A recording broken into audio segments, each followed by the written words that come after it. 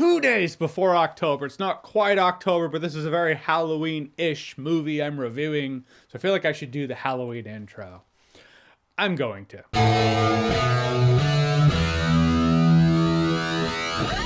So Saw X is the 10th Saw movie that has an X in the title because it's way cooler to say X than 10. This has Tobin Bell returning as John Kramer. It's not exactly a prequel, best I can figure given the information that I got in the movie. It takes place after 1, but before 2, so it's Saw 1.5. So John Kramer and Amanda are supposed to be about 19 years younger than they look in the film, but it is what it is. Point is, after John Kramer's bleak cancer prognosis, he runs across this information that leads to this amazing procedure that could save his life.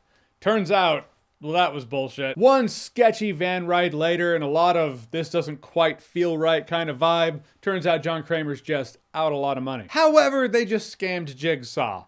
So here we go. Which is a really cool take for bringing Saw back. I mean, we've seen it get personal for Jigsaw in the past, but this was a much more personal John Kramer chapter in the mythos of Saw. And you feel that in the film. It's not just the recordings and then these people have to deal with these torture devices. No, John Kramer does have the recordings, but he's also there giving them the pep talk. He's in the warehouse with them. He wants to see them pass or fail. He wants to see the decisions they make. Most of all, he wants to see them tortured. We all want to see that. So how are the traps in this film? The traps were fun, as always. I mean, it's Saw fun. There are a couple of the traps that have, I guess we'll say, holes in the logic, but you can do the mental gymnastics to work around it. But being real about it, Jigsaw, John Kramer being the protagonist of the film, I just thought was a cool take on it. Usually it's Jigsaw, but there's some other protagonist navigating the situation. This was his film, and we're rooting for him. I suppose one of the reasons I've always liked John Kramer as a character, one of the reasons he's always stood out to me,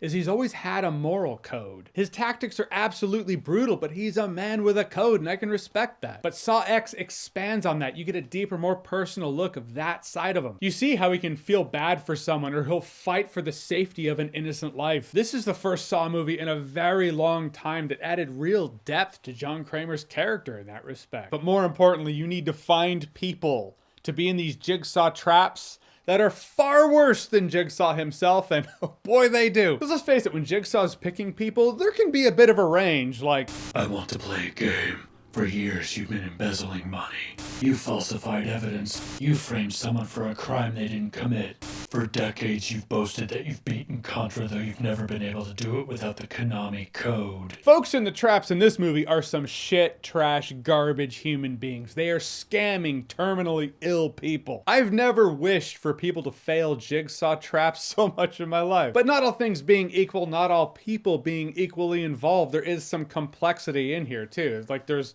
one person in particular where it's like, was she as bad as the others, or was she in a bad spot? With Shawnee Smith returning as Amanda, Jigsaw's apprentice, I liked the dynamic there. I felt like Saw X had a lot more build-up than a lot of other Saw movies did. They take about the first 40 minutes or so really crafting this situation and this betrayal that John Kramer goes through. They really want you to understand why he's doing what he's doing and root for him. Not a bad thing, but worth mentioning in a world where there's probably Saw fans out there that want to see everybody in the room at the beginning of the movie and they're in the Saw traps and let's go, Saw traps. This has more build up leading up to that. Granted, they do have a couple of Saw traps leading up to that main event. Like any pay-per-view fight, you know, you got the little fights leading up to the main event is how it goes. I appreciate this film taking its time to craft the plot. Also recognizing that people need appetizers, so here are a couple of Saw traps along the way. If you haven't been a fan of Saw before, if it hasn't been your thing, it's probably not going to win you over. But if you're a Saw super fan out there, I think you'll enjoy it. I thought it was a great return to form, and it reminded me why there was this block of time in which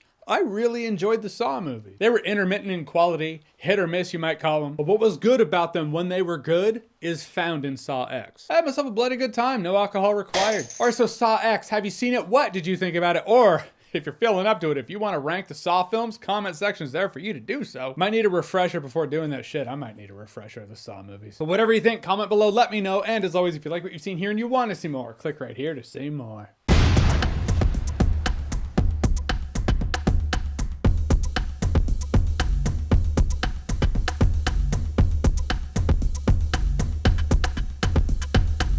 For years you've been lying to your friends about cilantro, saying it tastes like soap.